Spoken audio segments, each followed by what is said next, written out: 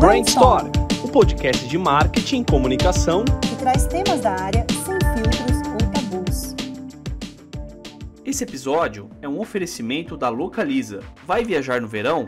Vá de Localiza. Alugue seu carro com 15% de desconto. Use o cupom PROMO15. Localiza. Seu melhor caminho é o próximo. E agora, fique com mais um episódio do Brainstorm. Olá pessoal, sejam todos muito bem-vindos ao Brainstorm. Eu sou o Diego, você já me conhece, e aqui comigo a Carol Seviciuk. Ela é diretora de transformação digital da Nestlé, uma marca que vocês conhecem, e hoje a gente vai falar muito sobre a carreira dela no Brasil, fora do Brasil, vai explorar quais são os bastidores dessa construção de carreira incrível e super inspiradora, e vamos falar também sobre um projeto social junto com a Gerando Falcões, que está na mídia há poucos dias, e eu quero saber como foi a construção desse projeto incrível com a Carol. Mas antes de qualquer coisa, Carol, seja muito bem-vinda ao Brainstorm. Obrigada, Diego, pelo convite, obrigada por poder trocar essa experiência com vocês. Muito legal. Carol, antes da gente começar a explorar muito da sua carreira e essa transformação digital que você tem feito na Nestlé aqui no Brasil, eu queria voltar alguns capítulos atrás nessa história. Você teve uma carreira muito legal fora do Brasil. Como foi a construção dessa carreira fora? Sempre foi um sonho seu trabalhar fora do Brasil? Sim, Diego, sempre foi um sonho, e o mais bacana sempre foi um sonho meu e do meu marido, né? Então legal. A gente sabe o quão importante essa carreira andar junto com, né, o pessoal e o profissional. Então sim, sempre foi um sonho, e o mais bacana também essa minha oportunidade de trabalhar fora do Brasil, ela veio das empresas que eu já trabalhava aqui no Brasil. Então a primeira oportunidade que teve foi quando, e é legal fazer essa retrospectiva, né? Porque a minha primeira oportunidade de trabalhar fora foi justamente quando meu marido entrou no MBA, né? Então meu marido entrou no MBA, a gente estava para casar e eu falei, e agora? Eu estava com uma carreira bem bacana e com muito aprendizado dentro da BRF, da Sadia na época. E aí eu tive uma conversa e falei, eu quero continuar, eu quero trabalhar, só que eu tenho essa situação incrível que aconteceu com meu marido. E foi muito importante, porque a gente chegou num denominador comum para os dois lados, tanto para a empresa quanto para a gente, e eu consegui manter a minha carreira enquanto meu marido fazia o MBA, e aí a gente conseguiu depois voltar para o Brasil, e aí eu continuei na BRF, na Sadia durante um tempo, e depois eu fui galgar outras empresas. E na Nestlé também foi muito bacana, porque quando eu fui para uma missão dentro da SBU de Confectionery, que a gente chama, que é chocolates e biscoitos, aí foi a vez do meu marido me acompanhar, né? Então eu fui para lá, eu passei um tempo lá trabalhando na Suíça, e foi também muito bacana, porque a empresa onde o André, meu marido, trabalhava, ela também olhou e falou, puxa, legal essa oportunidade para tua esposa, vamos tentar fazer uma combinação, né? Vamos então, ele ia todo mês me visitar, ele acabou não morando comigo lá o tempo inteiro, e eu continuei trabalhando de lá e ele aqui do Brasil, e a gente tinha esse commute, né, dessa ida e vinda. Então, foi muito importante, né, porque a gente conseguiu colocar e a gente conseguiu conciliar, né, esses dois sonhos que a gente tinha, né? Ele de fazer o MBA, eu de trabalhar fora, a gente ter essa vivência como casal, como família fora. Então foi muito importante pra gente, pessoalmente e profissionalmente. Nossa, que legal, assim, e o pessoal não imagina, né, porque são coisas que ninguém enxerga, né, quando você é expatriado para trabalhar em outro país, mas isso também tem uma coisa de estrutura familiar, que você, enfim, tem temas ali de mudança, uma logística super complexa e tal, muito legal você compartilhar isso com a gente. Eu queria pegar um ponto, e ainda aprofundando nessa sua experiência internacional, o mercado de bens de consumo no Brasil, ele conhecidamente é um mercado muito atípico, não só pela cultura, pelo idioma, pela língua que a gente fala, existem vários Brasis dentro do próprio Brasil. Como foi trabalhar numa empresa de bens de consumo em outro país, né? Você sentiu muita mudança cultural? Sim. Sim. Acho que tem uma questão sua, né, da pessoa, de você se adaptar. Primeiro, existe a mudança cultural porque você está em outro país, né? Você está em outro país e você, num primeiro momento, você sempre vai ser considerado uma outra pessoa que não é daquele país, dentro de uma empresa, dentro de um escritório que você também não está acostumado. Então, eu acho que são mudanças em cima de mudanças. Então, esse é um primeiro ponto, é você tentar se encontrar onde você está, né? Além disso, como você falou, o Brasil é um continente, né? E a gente tem uma peculiaridade importante, né? Que para você cruzar o Brasil, muitas vezes você demora mais que 4 horas. Na Europa, em 4 horas, você tá...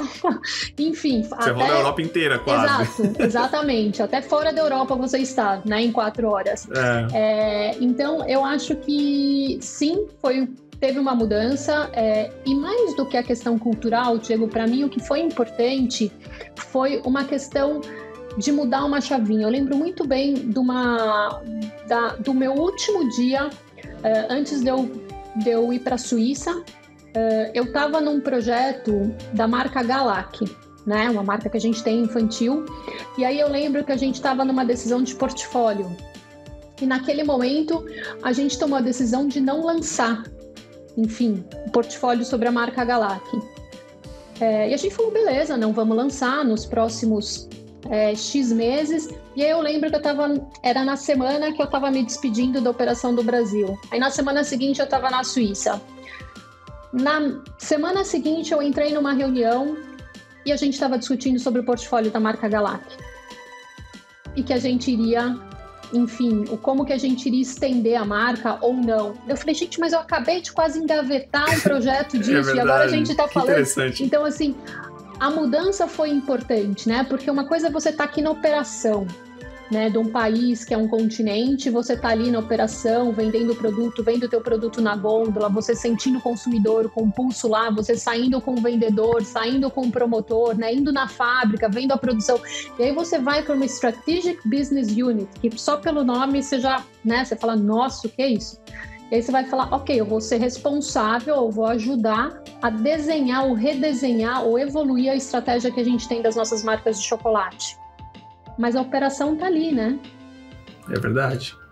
A operação tá ali. Então, eu lembro que às vezes, no início, eu me pegava vendo o relatório de vendas todos os dias do mercado brasileiro. Então, eu pedia para receber o relatório de vendas e falar assim, e aí, como é que estão as vendas do produto? Como é que tá a venda de caixa de especialidade? Porque é esse shift que a gente faz, né? Quando a gente sai de uma operação, de um mercado e vai para uma unidade mais estratégica. Estratégica. Nossa, que shift interessante mesmo. E profissionalmente para você, o que te trouxe de bagagem essa vivência internacional? Você sente que teve um trade-off aí, uma outra Carol voltou pro Brasil depois dessas 2 experiências? Certeza. Eu acho que, primeiro, como você mesmo falou, né? Todas essas minhas mudanças foram impulsionadas ou foram pensadas junto com a minha família. Então, sim, é um processo, né? É um processo de transição, é um processo de muita conversa, tanto em casa quanto no escritório. Então, sim, a Carol que foi não foi a mesma que voltou. O que me proporcionou foi muita amplitude, né? Então, o que me proporcionou foi um olhar... até ingênuo muitas vezes, de falar, nossa, tem isso aqui? E eu acho que é esse olhar que me trouxe e que eu tento manter no meu dia a dia. Nossa, que bacana, né? Quando eu estava numa mesa onde eu degustava chocolate do mundo inteiro, e eu lembro que teve uma vez que eu degustei que difícil, né, gente? Que difícil essa tarefa dela, né? E aí eu lembro que eu fui convidada para degustar e naquele momento tinha um Kit Kat de doce de feijão, né? E eu falei, gente, caramba, mas tem isso, né? E aí depois eu fui entender, depois de um tempo, quando eu tive a oportunidade de ir para o Japão, enfim, e falar, é super tradicional, né? É super importante ter esse Kit Kat naquele local por conta da cultura, né? Então, sim, eu voltei e volto toda vez diferente. Com mais repertório também, né? Acho que eu acho que sim. Acho que se conecta com esse tema de amplitude que você quis dizer, né? Eu acho que volta com repertório e volta com esse olhar por que não fazer o que eu vi aqui, né? Então eu acho que também volta com isso. Mas é repertório, isso que você falou. Muito, muito legal. Isso já se conecta com esse desafio que você está atual, né? É liderar um time de transformação digital, uma marca centenária, conhecidamente muito tradicional no Brasil, que é a Nestlé. Como é que é esse shift de liderar transformação digital numa marca tão tradicional como a Nestlé? Como é que foi isso, assim, esse processo? Acredito que tenha sido um processo também, né? Estamos no meio desse processo, né?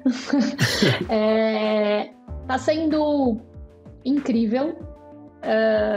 Primeiro que é uma honra liderar isso, né? Mas por trás disso tem um time incrível e eu falo que transformação é feita de pessoas para pessoas, então é um pouco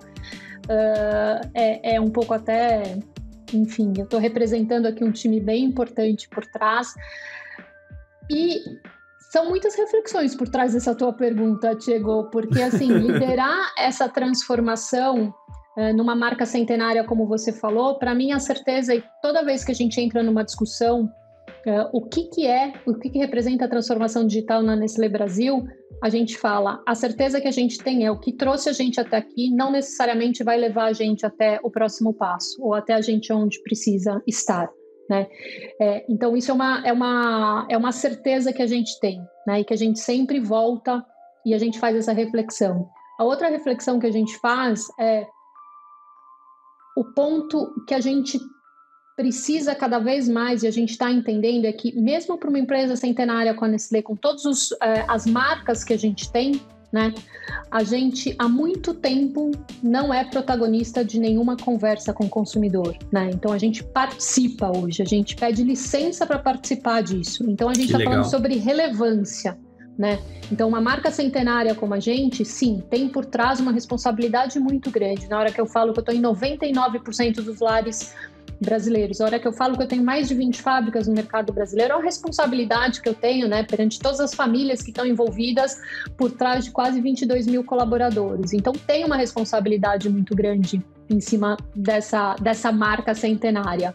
Mas a certeza é como é que a gente vai abraçar e como é que a gente vai participar e colaborar com a mudança que está acontecendo. Porque outra coisa muito certeira, essa mudança vai acontecer com ou sem a Nestlé, né?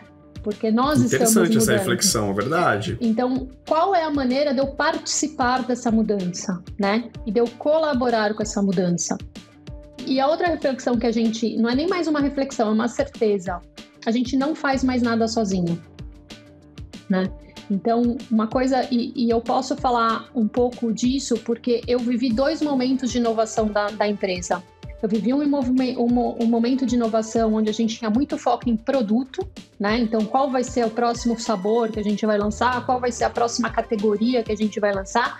E hoje a gente está vivendo um movimento de qual é o novo modelo de negócio. Como é que eu transbordo a minha marca? Porque, né, um produto agora não é só o produto que quer ter a experiência por volta disso. Então, o que eu vou passar, né? Qual a experiência que o meu consumidor vai ter com isso?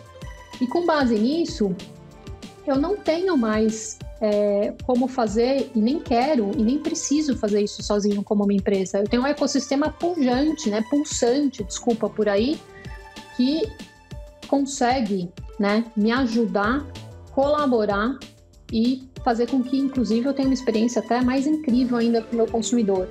Então, digo para você que está sendo intenso, estou aprendendo pra caramba, nunca aprendi tanto. E nunca entendi tanto como a tecnologia cada vez mais é um enabler, né? E tem que estar muito atrelado a tudo que a gente faz. Muito, muito interessante isso.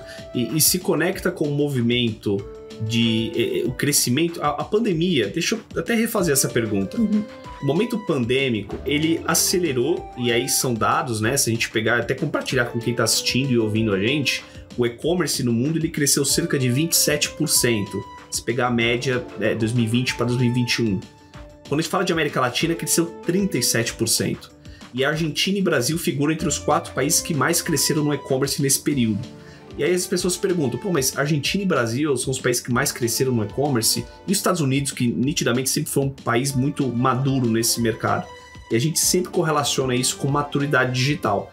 Então as pessoas estão mais conectadas, com internet melhor, com mais acessos aos canais digitais e começando a fazer suas compras online. Quando você correlaciona fazer parte da conversa do consumidor, das marcas da Nestlé, é também olhar o e-commerce como um canal hoje que ele está lá e fazer parte desses canais, Carol? Sem sombra de dúvida, Diego, porque isso para mim está relacionado a um pouco da discussão que a gente já teve algumas vezes dentro da empresa. Eu preciso estar onde o meu consumidor está. Verdade. Né? E o interessante nessa tua reflexão é que muitas vezes a gente falava, cara, a internet vai nos desconectar, né? Hoje não, hoje ela nos conecta. E eu acho que você trouxe um ponto importante. Sim, a pandemia acelerou muito, né? E o que acelerou também foi a importância da marca se relacionar ainda mais com esse consumidor, né? Porque a gente viveu muito tempo e está vivendo muito tempo dentro das nossas casas, né? Então, verdade. Como é que eu peço licença para entrar na casa desse consumidor, né? Porque hoje a gente, né, tá ali, eu e você, né, cada um no seu, né, a gente tá dentro de um podcast maravilhoso, onde a gente tá, não precisamos estar mais num estúdio. Então você imagina que, como é que eu entendo o comportamento, o seu comportamento perante a um produto meu, perante a uma experiência que você tem com o meu produto. Eu preciso pedir licença para você para participar dessa conversa. Eu preciso ser relevante para você deixar a minha marca. E se isso significa eu estar dentro de um e-commerce, estar dentro e estar disponível, né, dentro de uma plataforma, por que não? Eu tenho que estar. E da melhor maneira e com a melhor experiência. Então, sim, passa muito por isso. Interessante. Às vezes eu participo de algumas conversas e as pessoas falam, poxa, mas isso conecta muito com o que você disse, né? A internet distanciou a gente. Eu falei, gente, as pessoas estão mais conectadas. E quando a gente correlaciona isso com a estratégia das marcas, né? A internet, as redes sociais, os canais digitais colocaram na mão do consumidor uma voz que ele nunca teve. E isso muda muito a relação das marcas com os consumidores. Não sei se vocês concordam comigo, mas eu tenho a impressão de que a era que nós tínhamos de interrupção, né? As pessoas na frente de uma televisão consumindo um conteúdo, ela tinha que parar para ir para os comerciais, para consumir pílulas de 30 segundos, para depois voltar a consumir o conteúdo que ela tinha escolhido assistir. Isso acabou, né? As pessoas são multitelas hoje. Ela está assistindo Big Brother, ela está comentando no Twitter, ela está repostando alguma coisa no WhatsApp, ela está numa rede social, no Instagram, enfim. Essa questão de ser multitelas faz com que as pessoas também, elas criem suas próprias conversas, sejam protagonistas de suas próprias conversas. E aí está o desafio das marcas em fazer parte das conversas, não ser a protagonista da conversa, como você disse no comecinho do nosso podcast. Eu acho que esse momento é muito interessante, né? Faz com que as marcas também reflitam sobre elas mesmas, né? Quem é o meu consumidor? Ele que é o protagonista da história. Eu tô aqui para ser parte da conversa dele, né? Exato. É como que eu crio, como que eu sou relevante, né? Como que eu sou relevante, exato. Exato. E uma Nestlé que está em 99% dos lares brasileiros, pessoal, olha esse dado. 99% dos lares brasileiros têm um produto Nestlé na geladeira, no armário. Olha o quanto isso é relevante, né? E a responsabilidade, como a Carol mesmo disse, como marca, de entender esse consumidor. Isso é sensacional. E eu quero explorar um pouquinho, um ponto, Carol. Quais foram as dificuldades que você teve nesse processo, que você disse que ainda está na metade, de inovar hoje no Brasil? Quais são as dificuldades que você, como área, tem e a gente tem que evoluir ainda como não sei se tecnologia ou como culturalmente? O que uma área de inovação tem dificuldade? Puxa, Tiago, eu gosto de falar um pouco de desafio, sabe? Porque eu acho que o que me encanta nessa área de inovação e o que me encanta no Brasil e no mercado brasileiro, primeiro é a nossa capacidade, nossa criatividade, né? Então eu acho que isso daí é impressionante como brasileiro, e isso falando, porque toda vez que a gente recebe alguma visita, e nas empresas que eu já passei, eles ficam realmente impactados com a nossa capacidade de inovar, né? E a nossa criatividade. Então eu acho que isso joga muito e tem muito a dizer, né? De uma área de inovação dentro de uma empresa brasileira, dentro de um mercado brasileiro. Pelo nosso tamanho no mercado brasileiro, um dos pontos que eu sempre busco é como é que eu vou buscar, ou como é que eu vou entender o que está acontecendo fora do eixo Rio-São Paulo, por exemplo, porque a gente tem polos de inovação riquíssimos, Amazônia, enfim, a gente tem polos de inovação super ricos no Sul. Como é que eu, como uma grande empresa, né, que tem uma sede dentro de São Paulo, consigo estar mais conectada? Então, eu acho que furar isso essa bolha, né? Como é que isso, como é que eu consigo trazer isso e como é que eu consigo ter esse pulso lá nos extremos, né, de um país tão grande. Então, eu falo que isso está sempre no meu radar, né? E aí, com isso, trazer parceiros. Por isso que eu comentei, não preciso fazer tudo sozinha, né? Como uma grande empresa. Eu tenho que ter parceiros bons e parceiros que dividam os mesmos princípios e valores, né? Então, esse é um ponto. Tem um ponto também que eu sempre... que dentro dessa minha jornada dentro de inovação, foi uma construção, né? Inovação, não necessariamente dentro de uma empresa como a nossa, precisa ser um produto, né? Eu posso estar falando em serviço, e devo estar falando em serviço cada vez mais, porque isso tem a ver com a experiência do meu consumidor, né? Inovação pode ser um processo, né? Eu tenho e como inovar em processos para, de repente, chegar mais rápido para o meu consumidor. É uma inovação, né? Então, diria que esses dois pontos são desafios, né? Agora, não necessariamente são somente dentro do mercado brasileiro, mas também acho que como área, e aí eu posso falar um pouco do meu desafio pessoal de tocar uma área de inovação dentro de uma empresa como a Nestlé. O meu maior desafio é com que a organização entenda que a inovação não é responsabilidade de uma área. A inovação é responsabilidade de todo mundo e de cada pessoa que está gerindo uma marca, né?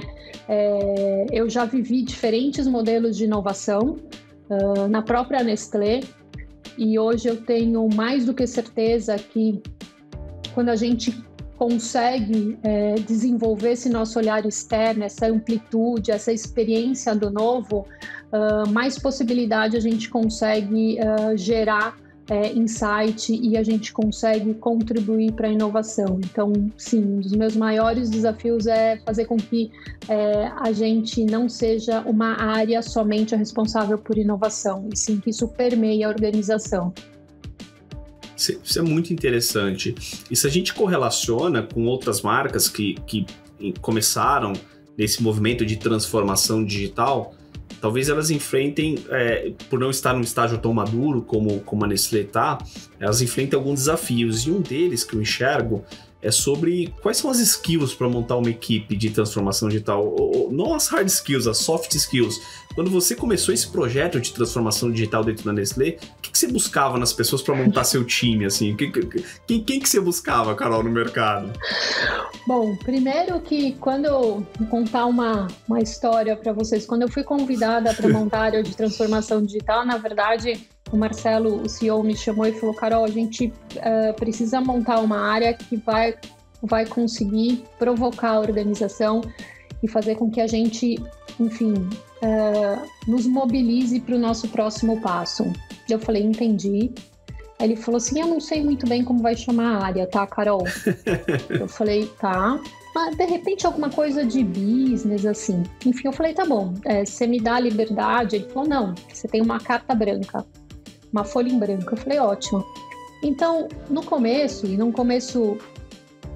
que durou 6 meses, a área era eu e o Marcelo, tá?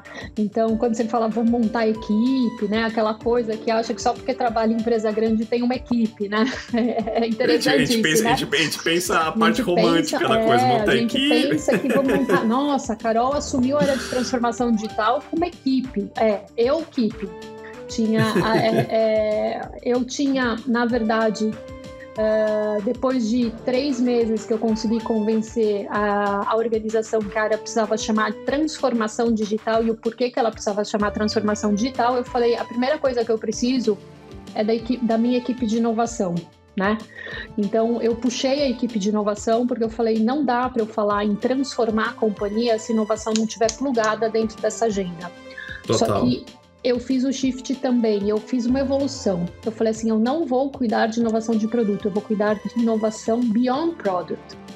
Porque a inovação de produto tem que ficar, e a gente já estava num nível de maturidade importante, ela ficava dentro das unidades de negócio. Então esse foi o meu primeiro ponto. Então, trazendo o pessoal de inovação, eu consegui um respiro para falar what is next. E aí, Diego, eu fiz uma coisa que foi me cercar de parceiros que me provocassem e falassem, Carol, o que é a área de transformação digital? Qual é a missão? Qual é a visão da área de transformação digital da Nestlé? E aí a gente foi evoluindo a área. Então, hoje a gente eu comecei então com a área de inovação, depois eu acabei absorvendo a área de vendas digitais, depois eu decidi montar uma vertical de dados, então eu tenho um Data Lab junto comigo, onde ele é responsável por arquitetura, por produção de produtos digitais, etc. E há 1 ano e pouco eu absorvi a área de IT, de tecnologia da companhia. Então as coisas foram caminhando, Diego, numa velocidade que você fala assim, puxa, a Carol começou com uma pessoa, hoje ela tem 270 pessoas na equipe, em menos de 3 anos, porque a gente foi entendendo e a gente foi priorizando os projetos e a evolução da área, tá? Como transformação digital. Então, digo para você que foi intenso e continua, e está em transformação, constante transformação. Nossa, animal. E eu vi, deve fazer alguns meses atrás, uma entrevista sua, e você falando da experiência que você teve na China. Acho que você estava falando sobre quando você foi buscar benchmarks e tal. Foi para isso mesmo? Como foi esses benchmarks externos para trazer insumos para montagem na área, assim? Como foi a China nesse processo? Eu fui para a China 3 vezes, Diego.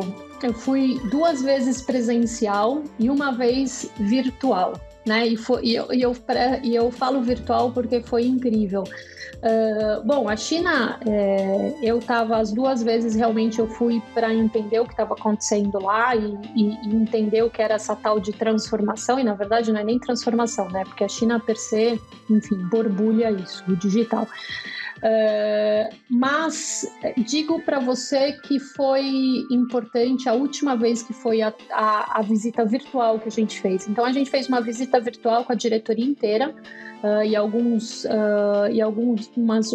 outros colaboradores, e para mim foi muito emblemático isso, né?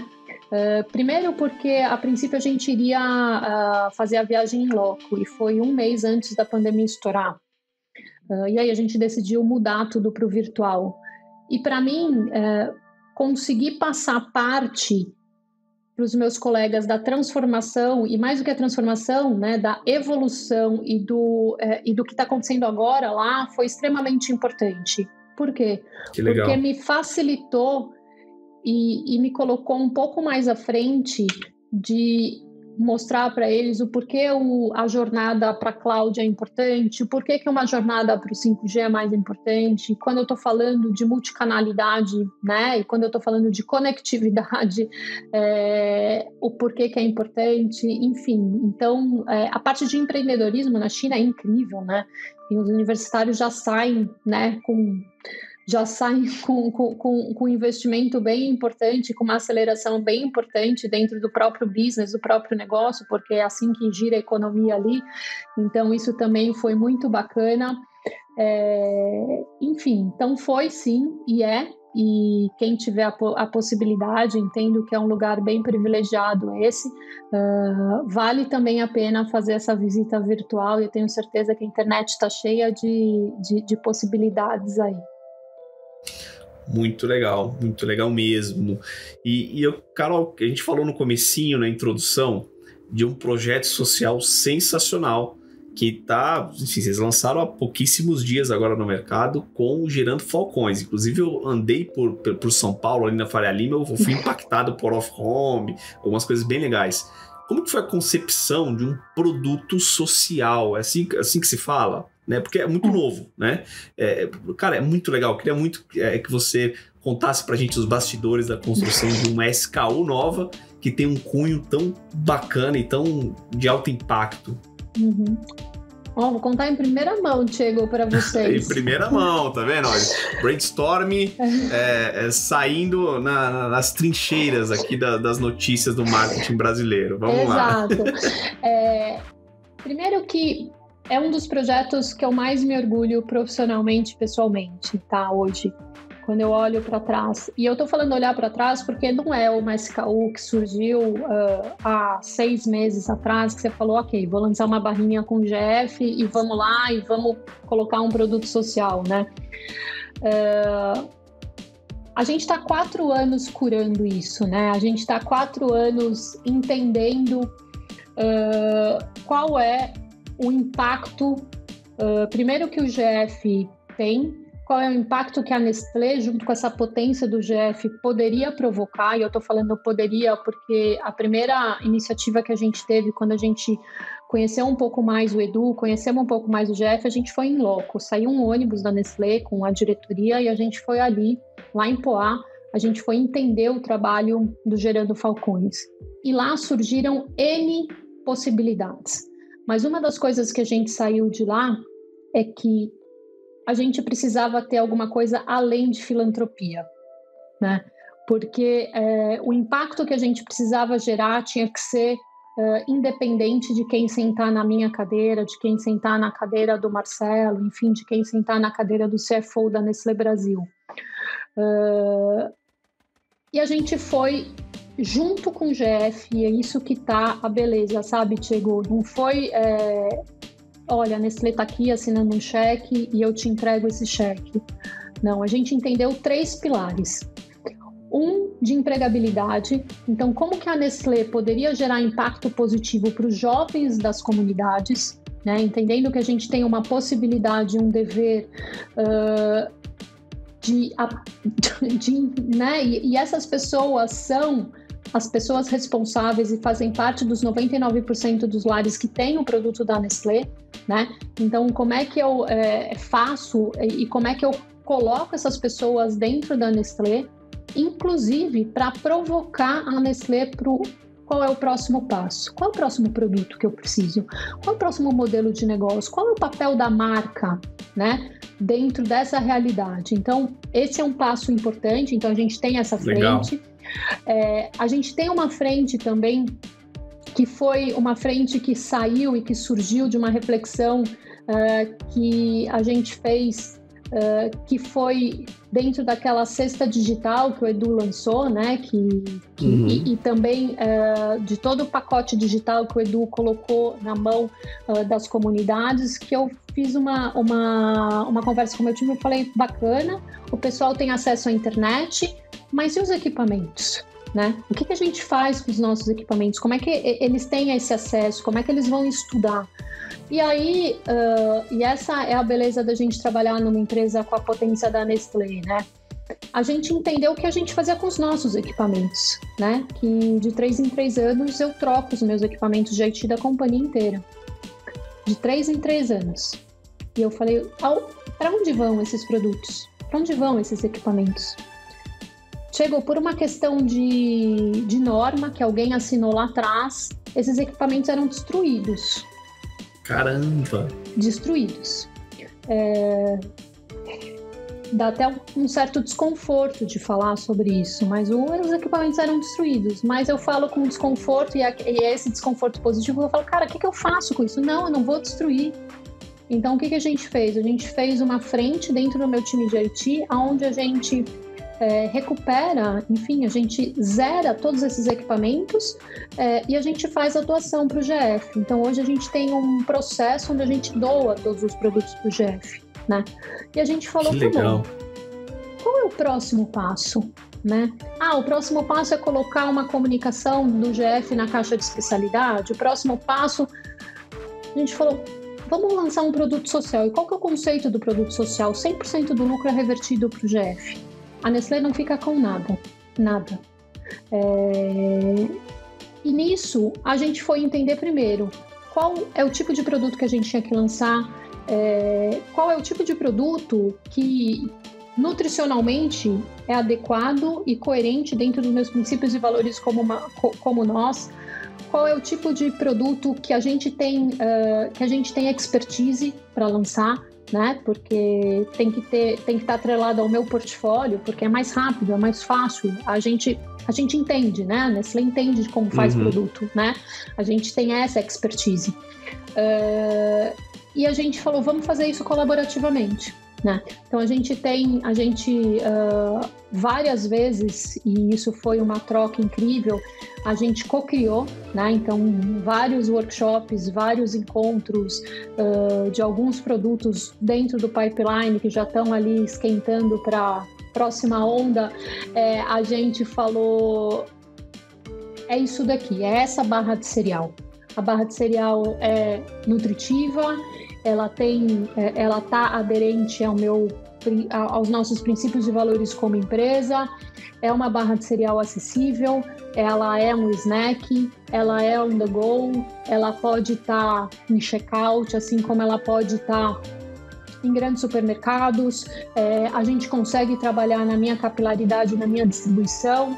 Então a gente foi juntando o melhor dessas duas potências, que é a Nestlé e GF. Agora, claro, na hora que a gente coloca, né, a companhia para pensar, olha, isso daqui é um produto que não vai dar lucro, né? A primeira coisa é... Desafiador. Como não vai dar lucro, Carol? Não vai dar lucro. Esse daqui não é um produto que vai dar lucro. Esse daqui é um produto que vai pagar o que ele custa. Ele vai pagar, ele vai se autopagar, mas tudo que vier abaixo disso, na linha do P&L, a gente vai reverter para o GF. Abriu, assim, um mar de possibilidades. Eles falaram, entendi, Carol. E aí vieram... e o mais incrível nesse projeto, Thiago, eu vou te contar, que num primeiro momento, quando a gente fala... e até agora a gente está entrando, vamos expandir a distribuição desse produto. Num primeiro momento as pessoas falam assim, não, mas vamos negociar. Eu falei, não tem negociação do preço do produto, porque você não está negociando comigo, você está negociando com o GF, com o Gerando Falcões. Não é com a Nestlé que você está negociando, a Nestlé é só um viabilizador disso, dentro do meu parque fabril e da minha expertise. É isso que a gente está dando para o GF, porque eu entendo qual é a potência de uma marca como a Nestlé de conseguir distribuir, de como conseguir vender. Agora, foi uma construção, é fato. Foi uma construção que a gente fez junto com o CFO, foi uma construção que a gente fez junto com o meu grupo de aplicação, foi uma construção para aprovar uma embalagem, né? Porque você tem um Gerando Falcões e um Nestlé pequenininho, então eu também vou falar que foi uma construção e isso é fato, né? Que produto da Nestlé você tem isso. É o primeiro produto da GF também, com a marca deles, né? Então foi um produto totalmente desenhado, a embalagem por eles, que seguiu o guide deles, né? Então eu digo para você que está sendo, né? Porque a gente lançou semana passada, como você falou, e a gente está costurando, e a gente já está vendo, enfim, uma segunda onda, uma terceira onda, e o mais incrível, eu acho que é a mobilização, né? Hoje eu estava com um grupo de trainees aqui conversando, não teve um trainee que não olhou para mim e falou assim, Carolina, que incrível isso. Exato. E isso para mim é super mobilizador, né? Porque você fala, caramba, é aqui aonde eu walk the talk, né? Aqui aonde eu coloco e transbordo o propósito da empresa. Total. Super, assim. E eu acho que tem... Talvez a gente repita essa conversa, Carol, daqui a uns anos, e a gente vai ter real noção do impacto desse projeto no mercado brasileiro. E eu estava conversando isso com pessoas de mercado recentemente, logo quando saiu a notícia do anúncio do produto. Falei, esse é um marco, é um primeiro passo para N movimentos de marcas que vão olhar e falar, cara, tá aqui real impacto na veia, que foi a mensagem que eu te mandei no WhatsApp. Não é propósito pelo propósito de uma frase bonita, um vídeo motivacional, ou enfim, é impacto na veia, né? Ali, as pessoas sentindo isso de forma tangível. E eu acho que depois desse momento de pandemia, onde as marcas elas se posicionaram com coisas tão legais, os consumidores, inclusive, a relação dele com as marcas tá bem mais complexa do que era antes, né? O consumidor exige certos posicionamentos de marcas, e ver a Nestlé, uma marca tão, eu falo brasileira, porque é tão comum na vida de um brasileiro, acho que eu nunca me vi sem consumir produtos da Nestlé na minha vida, acho que nenhum de nós aqui, tomar a frente disso e ser uma marca que abriu a porta para tudo isso. Como eu disse, daqui a uns anos a gente vai ver a importância desse projeto, o quanto que ele foi impactante. Eu quero de antemão te agradecer e te dar parabéns, porque é animal, assim, esse projeto. É algo fora da realidade, assim. Enfim. Obrigada. E eu espero realmente, porque uma das nossas provocações durante toda a construção desse projeto foi justamente isso, mostrar que sim, é possível, né? E eu acho que quando você une duas potências como essa, e pode ter uma terceira potência junto, entendeu? Por que não? Exato. Acho que é um movimento que provoca todas as marcas e todo o mercado como um todo, né? A gente está chegando no final do nosso podcast e eu quero fazer uma pergunta para você. Se você pudesse voltar no tempo, 15 anos atrás, 10 anos atrás, e pudesse dar um conselho para aquela Carol lá no comecinho de carreira, o que você falaria para ela? Eu falaria: se preocupe menos. Se preocupe menos. Se preocupe menos. Acho que o mundo hoje está com muito... Tem uma coisa, Diego, que a parte do se preocupar menos tem a ver com o que eu estou levando cada vez mais para minha vida. É um incômodo positivo, né? Então, como é que a Carol de 15 anos atrás olhava e falava assim: peraí, o que isso está me trazendo, né? Qual a sensação que isso está me dando? Tá, mas olha que incrível isso, né? Então, esse incômodo positivo eu acho importante.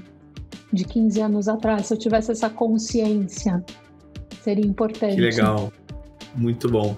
E aí, se essa fita avançasse para o tempo de hoje, você pudesse dar um conselho para quem está começando a carreira agora, o que você compartilha para quem está ouvindo a gente e olha você como uma referência e gostaria de ter um insight seu para tomar uma decisão, para seguir um próximo passo de carreira? Pergunte 3 vezes por que não.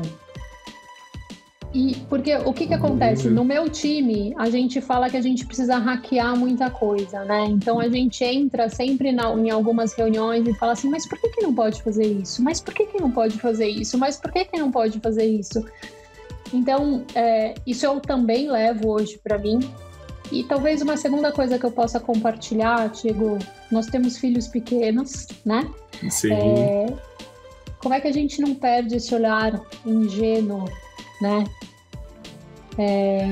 Que, enfim, aprendo todos os dias com meu filho de 6 anos. De repente, o olhar que você olha para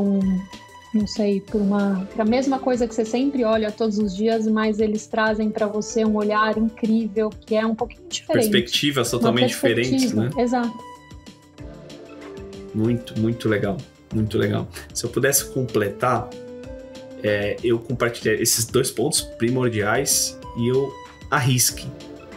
Teste coisas, né? A gente tem medo de arriscar, né? Quando tá em começo de carreira, a gente tem medo de tomar uma decisão que, de fato, assim, a gente tem situações no começo de carreira que dita muito a sua carreira durante muitos anos para frente. A escolha de faculdade é a clássica, né? Escolher a faculdade é uma coisa que, pelo menos nos próximos 5, 6 anos, ela impacta diretamente ali a sua história. E não deveria ser. Mas se eu pudesse também compartilhar uma coisa, arrisque. Arrisque e teste coisas. Acho que a vida, ela tá aí para que a gente experimente coisas diferentes, até a gente se encontrar aquilo que mexa com a gente, que, enfim, dá aquele frio na barriga, como a gente procura sempre trazer para o nosso dia a dia. Enfim, chegamos no final do nosso podcast. Carol, quero te agradecer muito, foi muito legal. Passamos pela sua carreira internacional, falamos da sua experiência no Brasil, o que você tem feito na área de transformação digital, quais são os desafios. Falamos do projeto com Gerando Falcões, esse produto incrível e tão inspirador, e agora essas dicas de carreiras. Então, acho que em 45 minutos aqui a gente passou por muita coisa, e é um episódio que vai ficar na história do Brainstorm aqui. Muito obrigado. Imagina, obrigada a você. Foi rápido, mas eu podia ficar aqui mais um tempão com você conversando. Foi ótimo poder dividir. E obrigada mais uma vez pelo convite. Ótimo, tamo junto. Galera, acompanhe a gente nas redes sociais, compartilhem, vocês possuem o nosso Instagram, façam stories, marcam a gente, coloca no LinkedIn. É muito importante levar esse tipo de conteúdo para mais pessoas, para que a gente crie esse círculo colaborativo, que é um dos nossos propósitos aqui no nosso podcast, tá bom? Valeu, até a próxima, até o próximo episódio. Muito obrigado a todo mundo, inclusive a Carol. Tchau, tchau.